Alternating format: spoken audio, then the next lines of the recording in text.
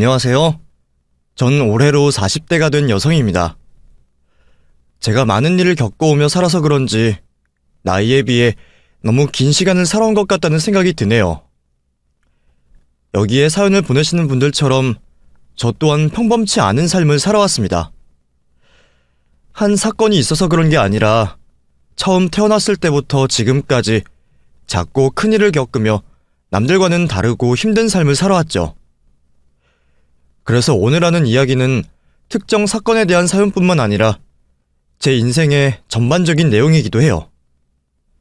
어쩌면 제 자서전일 수도 있는 이야기를 지금부터 시작해보겠습니다. 저는 고아원 출신의 아이였습니다.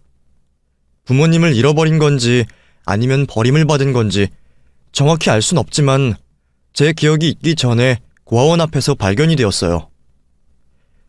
저와 같은 환경에서 자란 사람들이 어떤 생각을 가지고 있는지 모르겠지만 고아원 원생이 되어 생활을 하면서 일찍이 평범한 인생을 살 수 없다는 걸 깨닫게 되었습니다. 정확히 말하면 그걸 알게 될 수밖에 없는 경험을 여러 차례 하게 되었죠. 학교 생활을 시작하며 친구들과 그 친구들의 학부모, 선생님들에게 작고 큰 차별을 받게 되면서 제가 남들과 다르다는 것과 평범한 행복은 가질 수 없다는 걸 인정할 수밖에 없었죠. 그래서 인생에 큰 기대를 하지 않고 살아가게 되었어요. 고아원을 나오고 난 뒤로는 그런 생각이 더 강하게 뿌리박히게 되었죠. 고아원을 퇴원하고 난 후 곧바로 경제적인 어려움을 겪어야 했습니다. 저에게 대학 진학은 절대 불가능한 일이었죠. 먹고 살기 위해 곧바로 사회생활을 시작해야 했습니다. 그렇게 일찍이 하게 된 사회생활 역시 항상 고아원 출신이라는 꼬리표를 달며 생활하게 되었죠.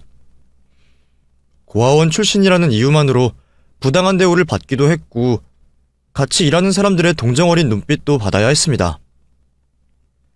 그런 일들이 반복될수록 저는 사람들에게 제 본 모습을 감추려고 했죠. 그렇게 남들과 일부러 거리를 두는 사회생활을 해오다 일하던 곳에서 남편과 같이 일을 하게 되었습니다. 아르바이트생으로 일하던 남편과는 다른 직원들과 비슷한 관계를 맺고 있었어요. 어느 정도 거리를 두고 직장 내에서도 인사만 하는 사이였죠. 남편은 저와 다르게 활발한 성격에 언제나 긍정적인 태도를 보이는 사람이었습니다. 저에게 없는 모습을 가진 남편이 부럽기만 했었죠. 그런 모습을 보며 당연히 평범한 가정에서 예쁨을 받고 살아왔을 거라고 생각을 했습니다. 그러다 남편 역시 저와 비슷한 상황에 놓인 적이 있었다는 걸 알게 되었죠.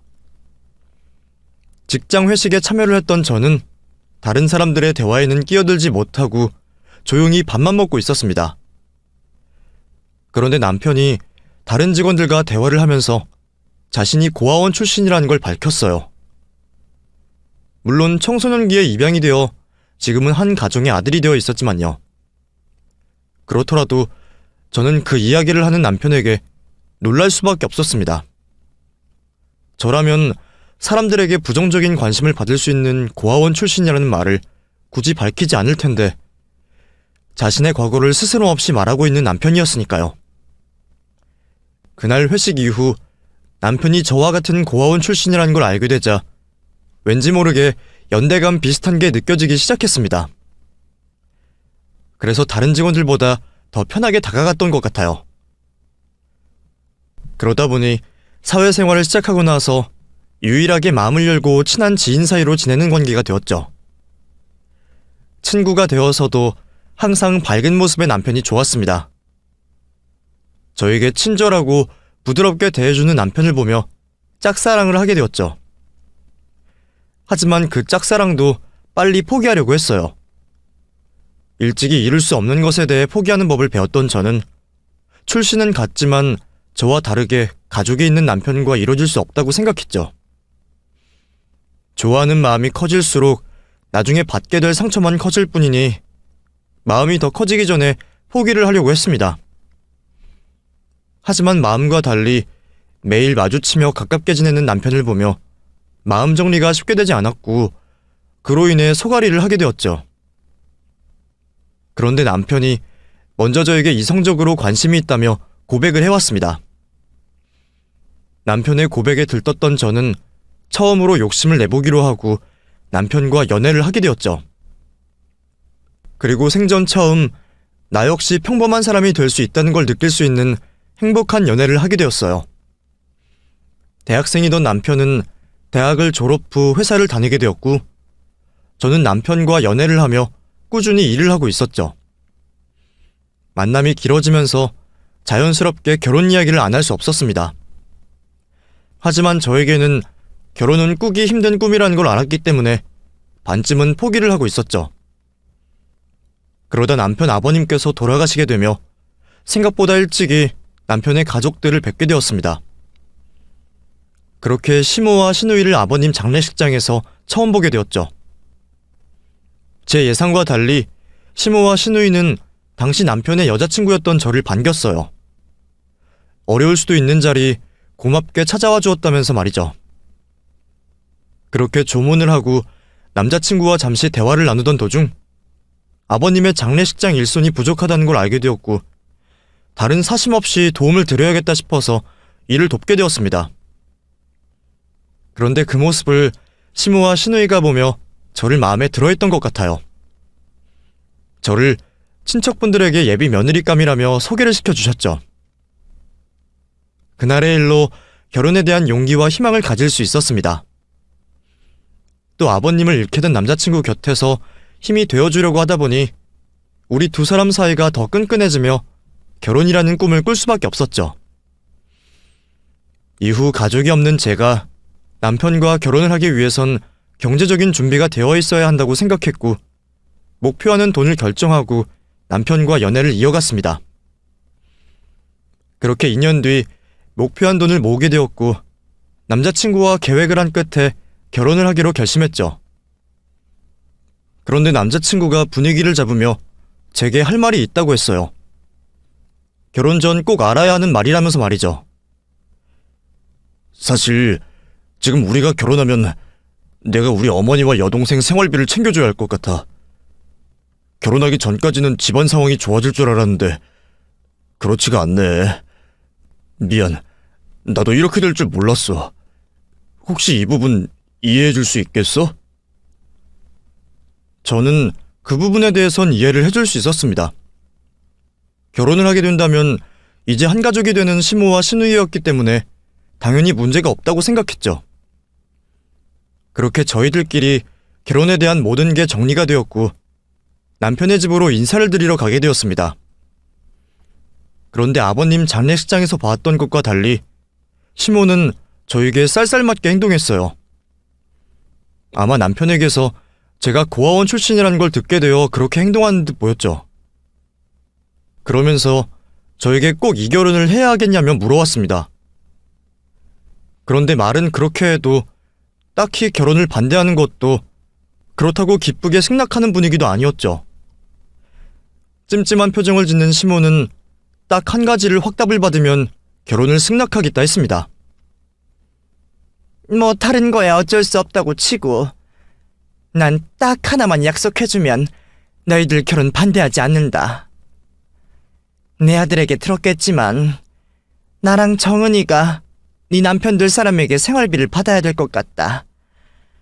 우리 집 가장을 데려가는 거니 그렇게 하는 게 맞지. 그런데 네 생각은 다를 수 있으니까 물어보는 거다. 어때? 괜찮니? 이미 남편에게 듣고 수락을 했던 내용이라 그 자리에서 명쾌하게 동의한다고 말을 했죠.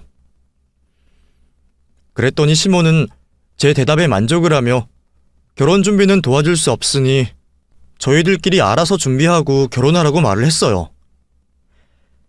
그렇게 조금 얼렁뚱땅 결혼 허락을 받고 결혼 준비를 하게 되었습니다. 그런데 결혼 준비를 하면서 계산을 해보니 매달 나가는 시댁의 생활비가 만만치 않다는 걸 알게 되었어요. 너무 무리를 하는 건 아닌가 싶었던 저는 남편에게 시댁에 들어 사는 걸 물어보게 되었죠. 보통 시어머니들께서 아들과 떨어지기 싫어하시고 며느리가 들어와 살림을 자신의 밑에서 배우는 걸 좋아라 하시니 어머니께서도 허락하시지 않을까 싶어서 한 결정이었죠. 그리고 아버님을 잃게 된 지 얼마 안 된 시모가 걱정이 되었습니다. 또 저 역시 새로운 가족들과 함께 살며 가족의 정을 느껴보고 싶었죠. 남편은 시댁살이로 고생할 제가 걱정된다며 몇 번이고 괜찮냐고 물어봤지만 전 마음의 준비가 되어 있다고 대답을 했습니다. 그렇게 시모에게 저희 부부가 시댁에 들어가서 생활하는 걸 여쭤보게 되었죠.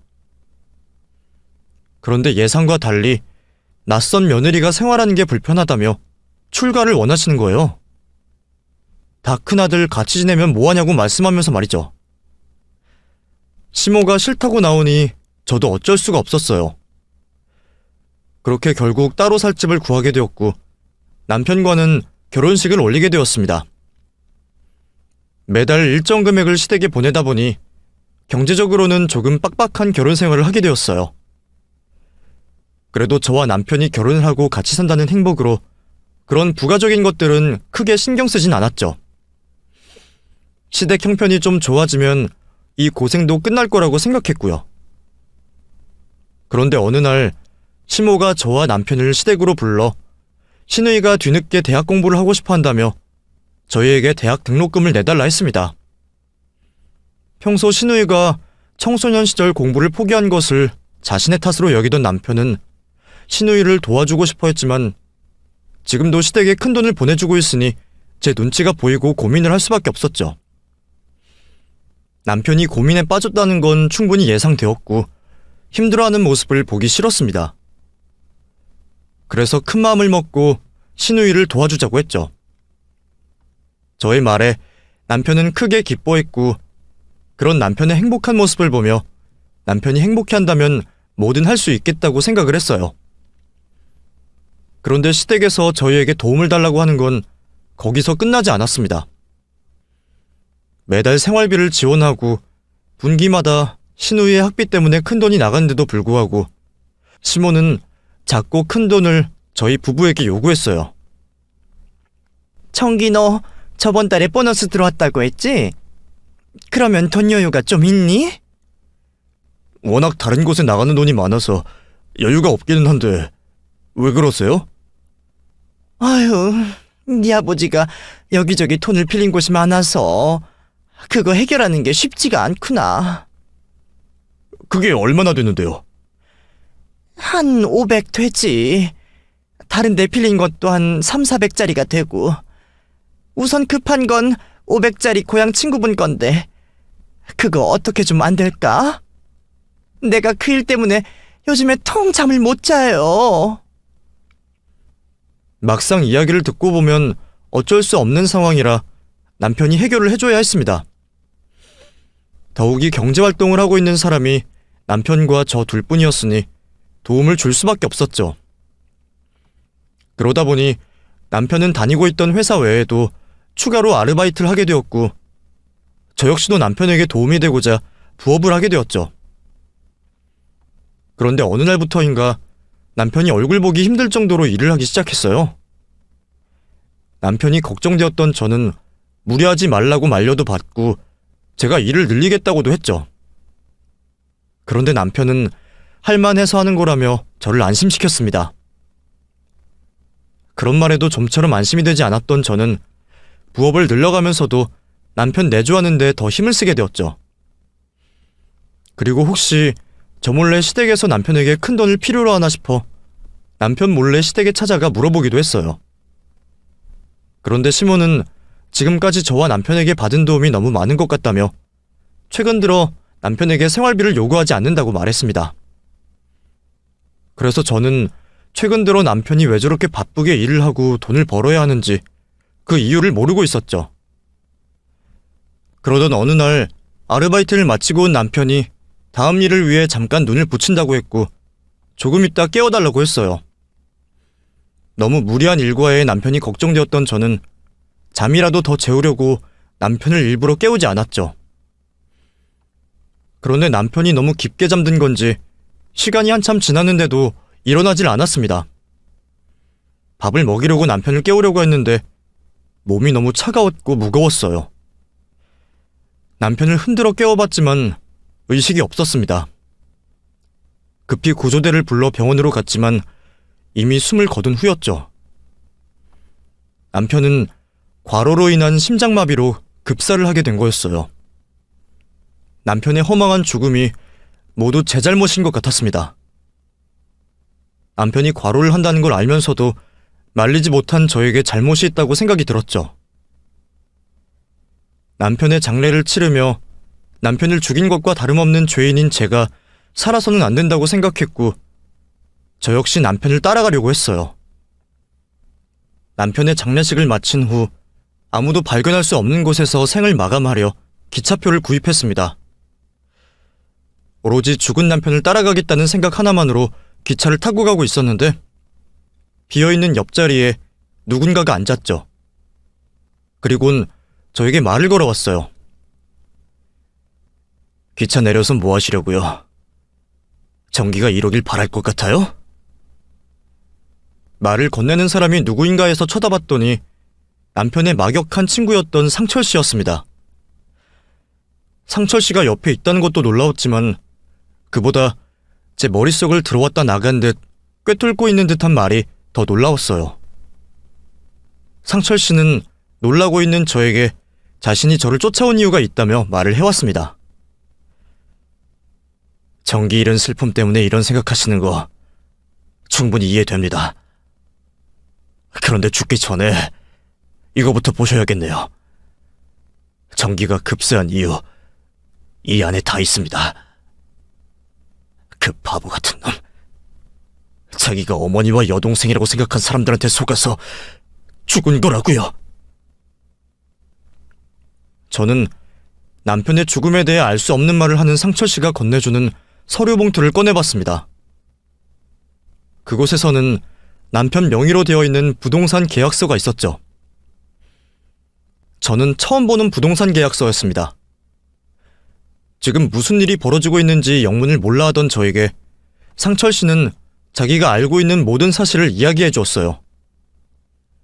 상철 씨가 생전 남편에게 듣기로 그 계약서는 시모가 알려준 땅을 구입한 계약서라고 했습니다. 지금까지 남편의 도움을 받고 살아왔던 시모가 받았던 도움만큼의 돈을 배로 돌려주겠다며 자신이 투자하여 이득을 봤던 땅에 남편도 투자를 하게 설득을 했다고 했죠. 호재가 있는 부동산 알짜 정보를 알려주며 확실하다고 호언장담을 했다고 합니다. 여동생인 신우이도 남편에게 바람을 넣으면서 말이죠. 그러면서 자신이 그 주변 땅에 투자한 계약서까지 보여줬다고 하네요. 가족인 시모와 신우의 말을 철석같이 믿은 남편은 우리 부부의 첫 집을 장만하기 위해 모으고 있던 돈을 그곳에 전부 투자하고 대출까지 받았다고 했습니다. 그 말을 술자리를 하게 된 상철 씨에게 자랑을 하듯 말을 해왔었다고 해요. 투자 성공에 대한 기대도 남편을 신나게 하는 이유였지만 이전과 다르게 자신을 위해주는 시모와 신우이를 보며 이제서야 가족으로서 한 발자국 가까워졌다며 그렇게 좋아했다고 했죠. 계약서를 보여주며 자랑하는 남편을 보며 자기 일처럼 느껴져 기분이 좋아졌던 상철 씨는 그 계약서에서 이상한 점을 알게 되었다고 합니다. 평소 부동산에 관심이 많던 상철 씨가 알기로 그곳은 절대 그린벨트가 풀어질 수가 없는 곳이라고 알고 있었다고 해요. 즐거워하는 남편에게 초를 치는 말을 할 수가 없었으니 남편에게는 큰 문제가 없는 척하며 자기도 한번 알아봐야 하겠다며 남편에게 말을 했다고 합니다. 상철 씨도 직장을 다니고 있어서 남편의 부동산 일을 하루 종일 붙잡고 있을 순 없었지만 틈틈이 찾아본 결과 남편이 샀던 땅 주변에 거래가 있긴 하지만 하나같이 수상하게 보였다고 했죠. 시간이 더 걸려 좀 더 자세히 알아본 결과 거의 자전거래와 가까운 부정거래가 된 땅이라는 걸 알았다고 합니다. 이를 남편에게 바로 말하게 되었고 남편 역시 부랴부랴 확인을 했다고 해요. 그렇게 남편이 다른 전문가에게 확인해 본 결과 상철 씨 말대로 남편이 산 가격에 한참 못 미치는 시세라는 걸 알게 되었고 주변 그린벨트 역시 절대 풀릴 일이 없다는 말을 들었다고 했습니다. 상철 씨 말로는 큰 피해를 보게 된 걸 알게 된 남편이 그때까지도 시모와 신우이가 자신을 속인 거라는 걸 몰랐다고 했습니다. 또 문제가 생겼다는 걸 알게 된 남편이 시모를 찾아가 봤지만 시모는 아마 오리발을 내민 것 같습니다. 자신도 피해자라고 남편에게 말을 했다고 하네요. 그러면서 남편을 생각해주는 척 지금까지 저희 부부에게 받고 있던 생활비를 받지 않겠다고 말을 했다고 합니다. 설마 어머니인 시모와 여동생인 시누이가 자신을 속였을 거라고 생각하지 못했던 남편은 자신이 잘못 선택한 결과로 인해 큰돈을 잃고 빚까지 생기며 형편이 어려운 어머니와 시동생에게 도움을 주지 못하는 것에 대해 괴로워했다고 합니다. 저 모르게 한 행동이라 저와 이 문제에 대해 말을 할 수도 없었고 그래서 항상 상철 씨를 붙잡고 자신의 괴로운 상황을 털어놓곤 했답니다. 그때부터 남편이 쪽잠을 자면서 자신이 실패한 투자에 대해 만회를 하기 위해 돈을 벌었던 거였죠. 그런데 상철 씨는 이 모든 게 이상하다고 생각을 했다고 해요. 그래서 남편 몰래 남편 땅 주변에서 벌어진 일들을 알아보게 되었다고 했죠. 남편이 알게 되면 자신의 어머니와 동생을 의심하냐며 화를 낼 것 같아 모든 게 확실해지면 말을 해주려고 했죠. 그러다 이 모든 일에 시모와 시누이가 관련되었다는 걸 알았고 시모가 투자를 하여 돈을 벌었다는 부동산 계약도 시모가 피해를 봤다던 계약도 모두 가짜라는 걸 알게 되었다고 해요. 남편이 시모와 시누이에게 속아 부동산 사기를 당한 거죠. 모든 사실을 알게 된 상철 씨는 이를 정리하여 남편에게 알려주려 했다고 합니다. 그런데 그 전에 남편이 변고를 당하고 만 거였죠. 일이 그렇게 된 이후 상철 씨는 이 사실을 저에게 알려주려고 적당한 때를 보고 있었는데 장례식장에서 제가 혼잣말을 하는 걸 듣게 되었다고 합니다. 극단적인 선택을 암시하는 말을 말이죠. 그래서 여기까지 저를 쫓아서 왔다고 하네요. 그리곤 이렇게 모든 사실을 알려준 것이었죠. 사실 쉽게 믿을 수 있는 내용은 아니었습니다. 바로 그 말을 믿기보다는 상철 씨를 의심했죠. 그래서 상철 씨가 말해주는 사실을 하나씩 확인을 해보았어요. 그 결과 상철 씨가 한 말이 사실이라는 걸 알게 되었죠. 그리고 바로 차편을 돌려 시모와 시누이가 있는 집으로 향했습니다. 그런데 시모의 집으로 향하는 동안 걸린 시간 덕분인지 조금씩 이성이 돌아오기 시작하며 당장 찾아가 해결하는 게 아무런 의미가 없을 수도 있다는 생각이 들었습니다. 상철 씨 역시 남편이 사망하게 되어 이 모든 사실을 법원 앞에 증명하기 힘들다고 말해줬죠. 집으로 찾아가 깽판을 친다고 한들 그게 두 사람에게 얼마만큼이나 고통을 주는 건가 싶었고요. 차분히 생각을 정리하며 두 사람에게 복수할 방법을 찾게 되었습니다. 그러면서 시모와 시누이에 대해 좀 더 알아보게 되었죠. 그리고 지금까지 제가 알고 있던 시모와 시누이의 모습이 다 가짜이고 가식이라는 걸 알게 되었습니다. 우선 남편의 학창시절 친구들에게 물어보니 시모와 시누이가 남편을 가족으로 취급한 적 없다고 했어요. 아버님을 제외하고는 시모와 시누이가 남편을 집안 머슴 정도로 취급하며 학창시절부터 남편 고생을 시켰다고 했죠. 그리고 남편이 이야기한 것처럼 시누이가 남편 때문에 공부를 못했던 것도 아니었습니다.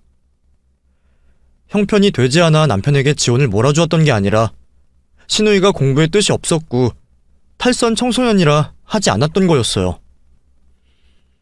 남편이 그렇게 생각한 이유는 자신이 중간에 입양이 되어서 가족들에게 피해를 준 것 같아 시누이가 공부를 하지 않는 이유를 자신의 문제에서 찾고 스스로의 탓으로 생각을 했던 것 같습니다. 그런데 시누이는 그걸 가지고 정말 남편의 탓인 것 마냥 이용을 하고 있었던 거였죠.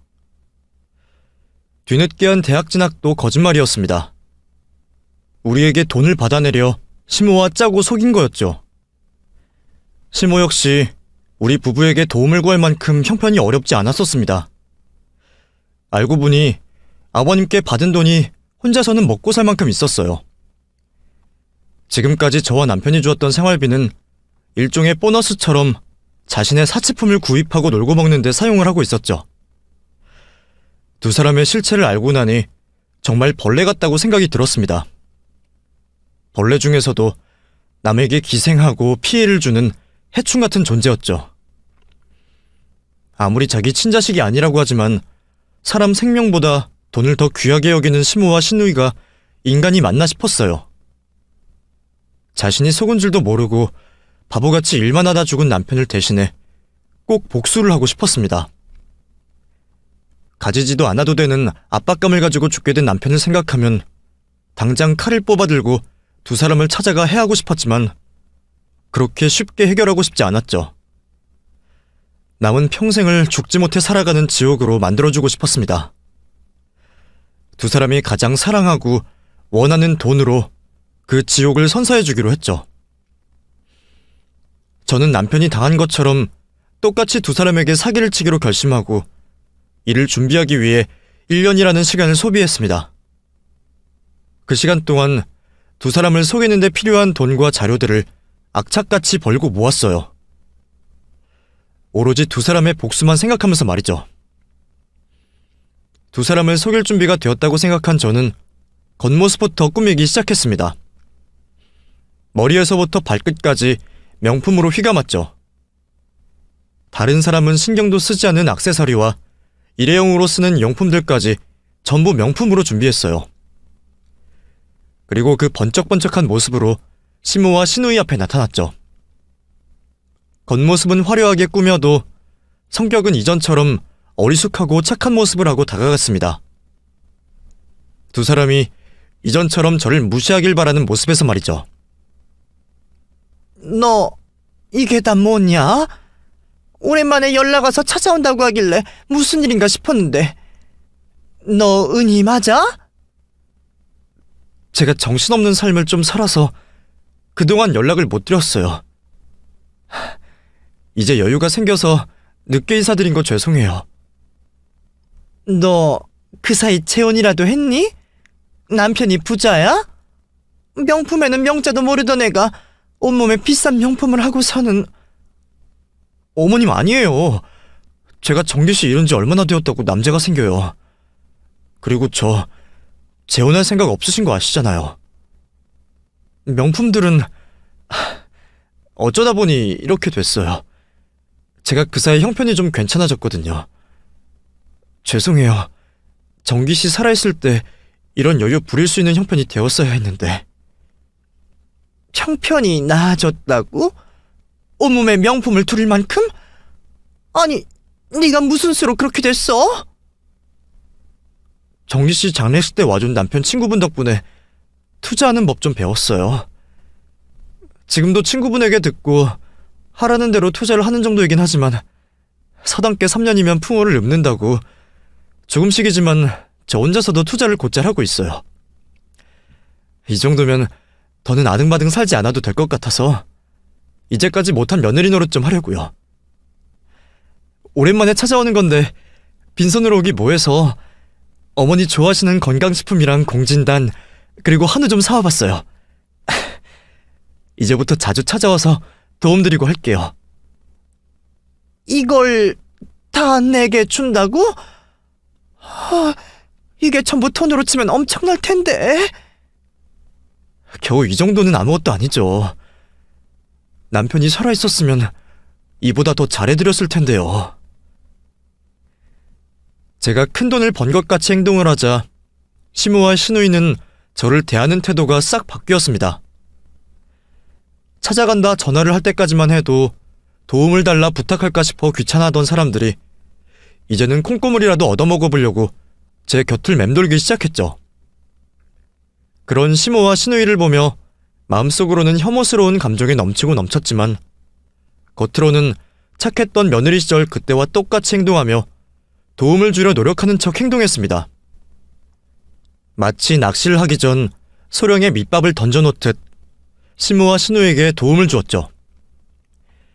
가격에 신경 쓰지 않고 시모와 신우에게 도움이 될 만하면 물건을 사주고 도움을 주니 두 사람은 이전과 달라진 제 형편을 놀라워하면서도 한편으론 부러워했습니다. 처음에는 무조건 고맙다는 말만 해오던 두 사람이 언젠가부터는 제가 돈을 어떻게 버는지에 대해 궁금해하며 자신들도 저와 같이 되길 바래왔죠. 제가 예상한 시나리오대로 흘러가고 있었습니다. 그래서 거짓된 제 경력을 무용담 늘어놓듯 두 사람에게 이야기해 주었죠. 저 아가, 너 돈 번다는 투자 말이다. 그게 자세히 어떻게 돈을 버는 거냐? 우리는 할 수가 없는 거야? 투자이니까 누구든 하는 건 어렵지 않은데 아무래도 아무것도 모르는 상태에서 투자를 하시게 되면 힘드시죠. 한순간에 돈 몇천 몇억이 몇백 원으로 변할 수도 있고요. 뭐? 아니 그런 걸 너는 어떻게 하길래 돈을 버는 거니? 그리고 너 도와준다는 그 정기 친구는 왜 너를 도와주고? 정기 씨가 일만 하다가 죽은 게 마음에 걸렸나 봐요. 20대 때 정기 씨한테 도움도 많이 받았다고 하고요. 어머님께서도 아시잖아요. 그 사람 얼마나 착한 사람인지. 당장 자기 힘들어도 다른 사람 힘든 꼴은 못 보는 거. 저도 정기 씨 그렇게 되고 사는 게 덧없다고 생각 들어서 그냥 하자고 하는 대로 해봤더니 돈이 벌어지더라고요. 제가 투자해서 돈을 버는 방법이 별거 아니긴 한데 이걸 어떻게 설명해야 하나? 쉽게 주식으로 예를 들어서요. 상장 전 회사에 투자를 하신다고 보면 돼요. 건실한 기업이면 상장 후에는 한동안 주식값이 오른 것처럼 제가 투자한 게 오르고 있을 때 팔아서 수익을 남기는 거죠. 그러면 너 주식으로 돈을 벌고 있는 거냐? 아니요. 코인이요.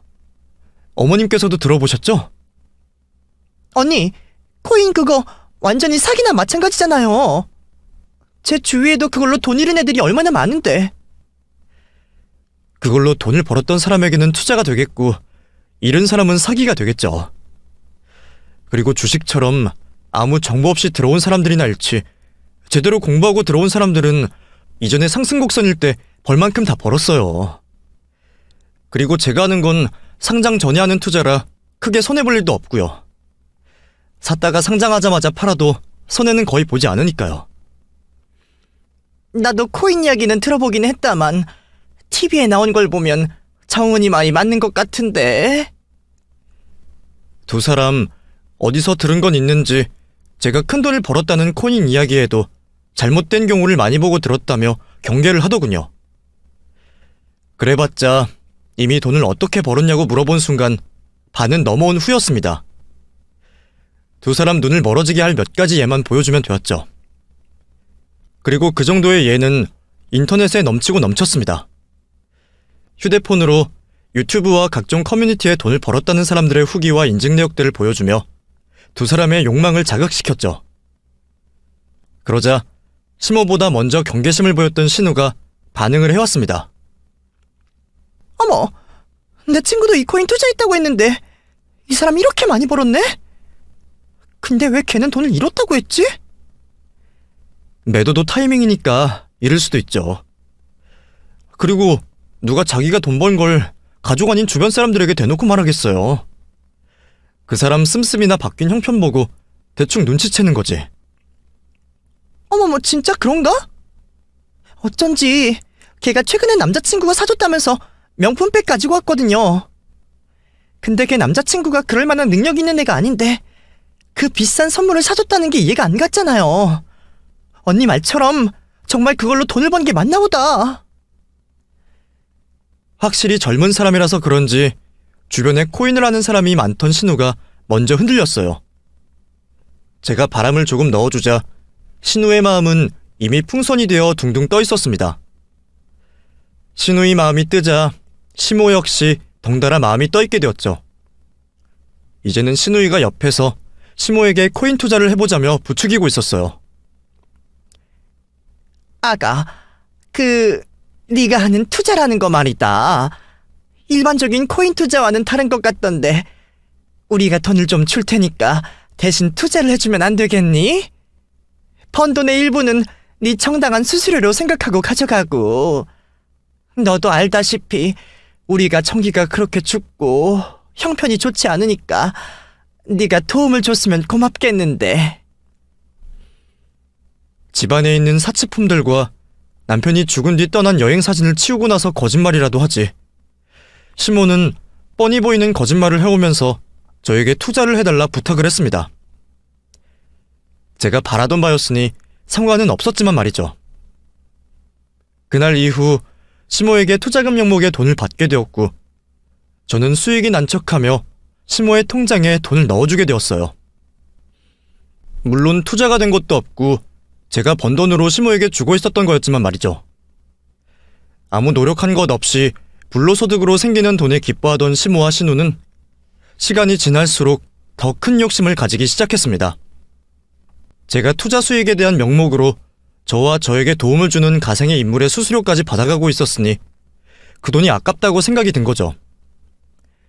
자신들에게도 제가 받고 있는 정보만 있다면 더 큰 돈을 벌 수 있는데 그걸 알아낼 수 없으니 안타까워했습니다. 주제도 모르고 더 큰 욕심을 부리는 두 사람을 보니 이제 다음 단계로 넘어가도 될 것 같았어요. 제가 집을 찾아와 잠시 휴대폰을 놓고 다른 일을 하고 있을 때면 저 몰래 휴대폰 비밀번호를 풀어보려 노력하는 걸 확인할 수 있었죠. 언젠가부터는 제가 가져가는 수수료가 너무 많다며 불평을 하는 소리까지 해왔습니다.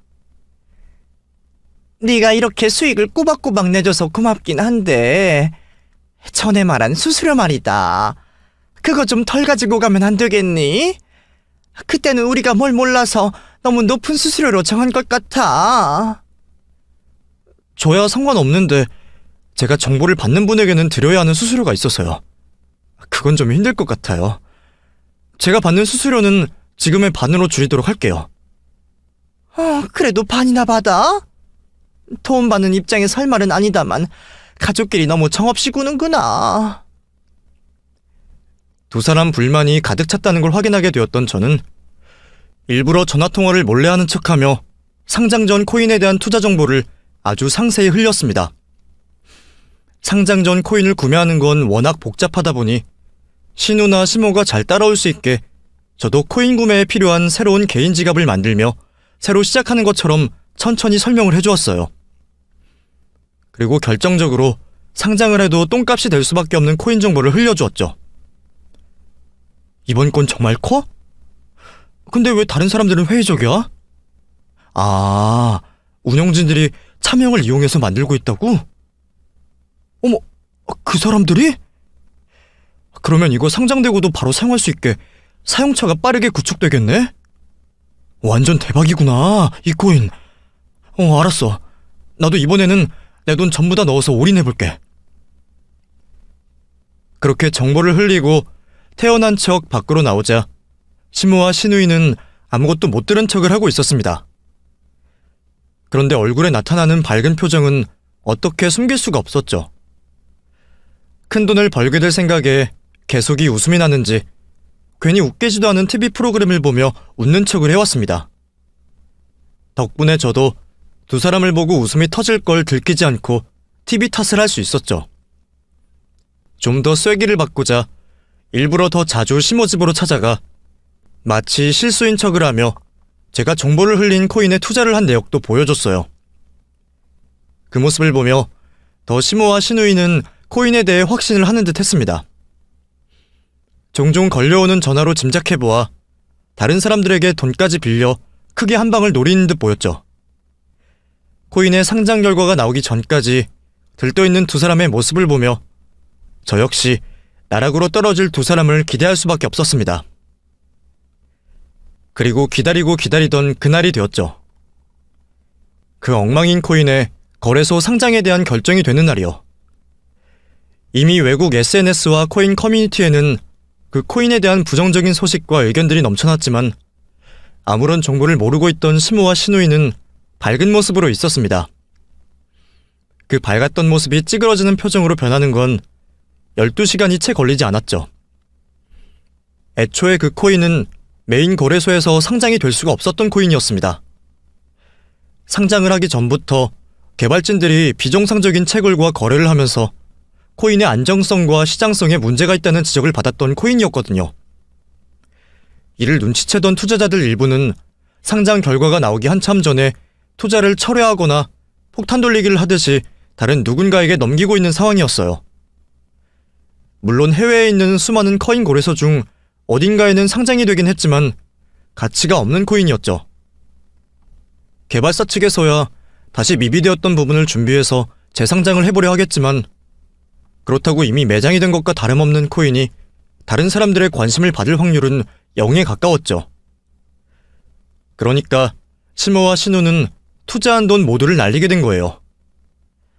사람들에게 돈까지 빌려가며 투자한 코인이 본전은커녕 마이너스가 되더라도 팔 수가 없다는 걸 알게 되자 시모와 신우는 정신이 나간 사람들처럼 저에게 전화를 해왔습니다. 너 지금 어디야? 네가 말했던 그 대박난다는 코인 지금 상장 안 됐어. 그리고 정은이가 찾아보니까 그거 처음부터 문제가 많은 코인이던데.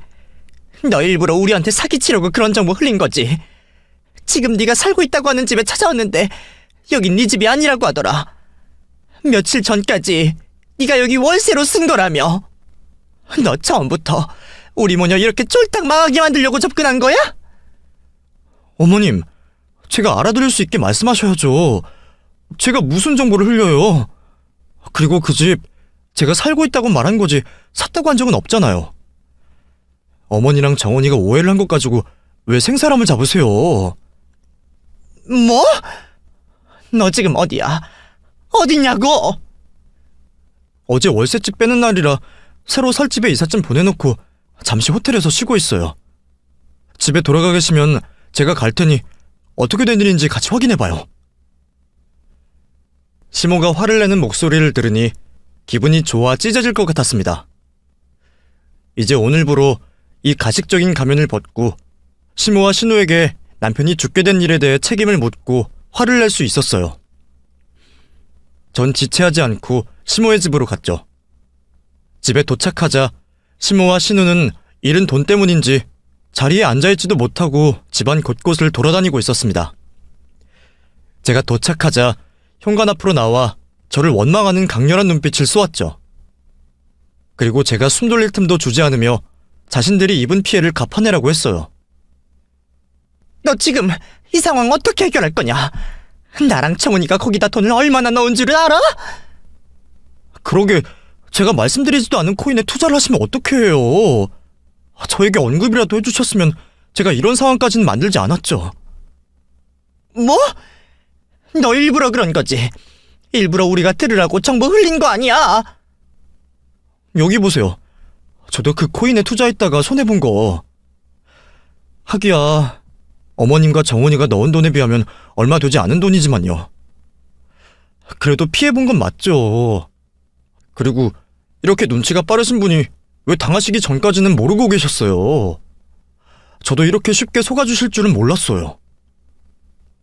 제가 내민 투자 손해를 보며 할 말이 없어졌던 시무와 신우이는 이어지는 이상한 저의 말뜻을 바로 이해하지 못하고 있었습니다. 아직도 모르시겠어요? 제가 피해본 건 맞는데 이게 다 벌레만도 못한 당신들 속이려고 본 피해라고. 결론적으로 당신들 나한테 속은 거 맞아. 당신들 돈 전부를 잃고. 상황 파악 못하고 있는 시모와 신우이에게 친히 두 사람이 속았다는 걸 설명해 주었습니다. 그제서야 두 사람은 제가 무슨 말을 하고 있는지 알아차렸죠. 저에게 달려들려고 하는 걸 제 옆에 있는 골프채를 잡고 휘두르며 두 사람이 접근하지 못하도록 했습니다. 그리고 제가 남편의 죽음에 대해서 알게 된 내용들과 함께 지금까지 계획한 내용을 말해줬죠. 괜히 나 자극해서 당신들에게 좋을 거 없어. 내가 당신들에게 더한 고통을 주려고 참고 있는 거지. 마음 같아서 이걸로 흠씬 두들겨 패주고 싶으니까. 당신들이 내 남편에게 한 것처럼 똑같이 갚아주는 거야. 알아? 당신들 내 남편에게 사기친 거 내가 모를 줄 알았어. 당신들이 계획해서 부동산 사기친 거 나 다 알고 있다고! 너 지금 무슨 소리 하는 거야? 누가 누구한테 사기를 쳐? 증거 있어? 증거 있냐고? 증거 있지. 나도 다른 사람에게 받은 증거 있어. 그 증거 때문에 당신이 내 남편에게 사기친 걸 알게 되었으니까. 근데 내 남편이 죽어서 당신에게 사기를 당한 건지 아닌지 밝힐 수가 없네? 밝히더라도 처벌을 받게 할 수가 없고. 그래서 이렇게 계획한 거야. 당신들에게 내 남편이 당한 일 똑같이 겪게 해주려고. 너네들이 한 수법과 똑같은 방식인데 사기당하기 1초 전까진 모르고 있더라. 내가 그걸 보면서 웃음을 참는데 얼마나 고생한 줄 알아? 당신들 속이려고 1년 동안 준비했어. 당신들 같은 사람이야 겉으로 보여주는 모습이 가장 중요하니까. 돈 모으는데 시간이 좀 걸렸지. 그래도 시간 대비 투자는 좋았던 거 당신들도 인정하지? 왜? 나 오랜만에 본 순간 눈이 휘둥그레져서 쳐다봤던 거 기억 안 나? 당신들 그때부터 제 발로 나한테 속기 시작한 거야. 생각해봐. 내가 언제 먼저 투자하라고 했어? 당신들이 돈을 어떻게 벌었냐, 투자는 어떻게 하는 거냐 등등 당신네 쪽에서 먼저 다가왔잖아. 나는 선물 몇 개 해준 것밖에 없는데 이번 일도 내가 뭐 했어? 당신네가 내 이야기 엿듣고 투자해서 망한 거고. 아주 조금만 알아봤어도 그런 코인은 투자 안 했을 텐데. 그렇다고 날 진짜 가족처럼 생각하고 믿어왔던 건 아니었잖아. 내 남편과 다르게 내 남편은 당신들 진짜 가족이라고 생각했어. 그래서 당신들이 하는 거짓말 믿고 투자를 했던 거고. 당신이 사기를 친 후에도 당신들에게 피해를 준 것 같아 마음에 짐을 가지고 있었던 사람이라고. 아무리 자기 자식이 아니라고 해도 어떻게 그런 짓을 할 수가 있어? 당신들 애초에 생활비도 필요 없었잖아. 우리가 준 돈으로 흥청망청 쓰고 다녔다면서. 자, 이제 내 남편이 그랬던 것처럼 살기 위해서, 그 많은 빚을 갚기 위해서 발버둥 쳐봐. 내가 옆에서 지켜보고 있을 테니. 제가 모든 것을 알고 있자 두 사람은 자신들이 저지른 잘못에 할 말이 없는지 바닥에 앉아 애꿎은 바닥만 잡아뜯고 있었습니다. 더 이상 두 사람에게 볼 일이 없었던 저는 자리를 떠나려고 했죠. 그런데 그때 마지막 악을 쓰는 건지 시모가 혼자서 죽을 수 없다며 제 바짓가랑이라도 붙잡고 같이 지옥으로 떨어지자고 했어요. 죽을 때 죽더라도 나 혼자 죽을 것 같아? 내가 널 가만히 둘 것 같냐고. 너 사기죄로 고소할 거다. 우리가 입은 피해 너에게서 다 받아낼 거야. 형사, 민사, 무슨 재판이든 열어서 우리는 다시 원래대로 살아갈 거고, 너는 평생 범죄자라는 낙인이 찍혀서 밑바닥 인생 살게 할 거라고. 그래, 해봐. 당신이 원하는 대로 될지 해보라고. 내가 무슨 사기를 쳤지? 당신이 투자하겠다고 한 돈을 떼어먹었어? 아니면 내가 이번에 손해를 보게 한 투자로 인해 내가 이득을 본 게 있나? 나도 손해봤어. 조사받으면 아무것도 모르는 척하면서 나도 투자 손해를 본 사람이라 말하면 끝이라고. 이 멍청한 할망구야, 정신 차려. 이 세상 당신이 처벌받게 하고 싶으면 처벌을 내려주는 세상 같아. 그런 세상이었으면 당신과 당신 딸 벌써 내 남편 죽인 죄로 사형당하고도 남았어. 벌써부터 당신들 앞날이 예상되어서 기대가 된다. 멍청한 소리 지금부터 하고 있는데 앞으로 상황이 더 나빠지면 얼마나 정신 나간 소리를 하고 다니겠어. 당신 말처럼 고소장 날라오길 기대할게. 자신들에게 이 상황을 해결할 방법이 없다는 걸 알자 이번에는 태도를 바꿔 저에게 빌며 도움을 요청했습니다. 엄마, 정신 나갔어? 사태 파악이 그렇게 안 돼. 지금 언니한테 따지고 들 때야? 언니, 엄마가 하는 말 듣지 마요. 내가 엄마 몫까지 사과할게요. 우리 빌린 돈 해결하지 못하면 진짜 큰일 나요. 제발 조금이라도 좋으니까 지금 이 상황 해결할 수 있는 방법 좀 말해줘요. 아니면 돈이라도 빌려주든가요. 우리 이 집 팔고 가지고 있는 거 다 팔아도 해결할 수가 없다고요. 그러게, 누가 그렇게까지 하라고 했어? 그리고 아까도 말했잖아. 너희들 내 남편이 죽기 직전과 같이 일에 치여서 살기 원한다고. 근데 너희는 어떤 부담감도 없으니 오래 살 거야. 그 고생하면서 꼭 오래 살아. 내 남편에게 한 짓들을 후회하면서. 제 다리를 붙잡고 있던 신우이의 팔을 떨쳐내며 그 말을 마지막으로 저는 시모의 집을 나왔습니다. 그리고 호텔에서 휴식을 취한 뒤 미리 짐을 붙여놨었던 집으로 돌아가게 되었죠. 그날부터 지금까지 쭉 지방에 있는 소도시에서 생활하고 있습니다. 조용하게 주변에 있는 사람들과 소소한 행복을 만들어가면서 말이죠.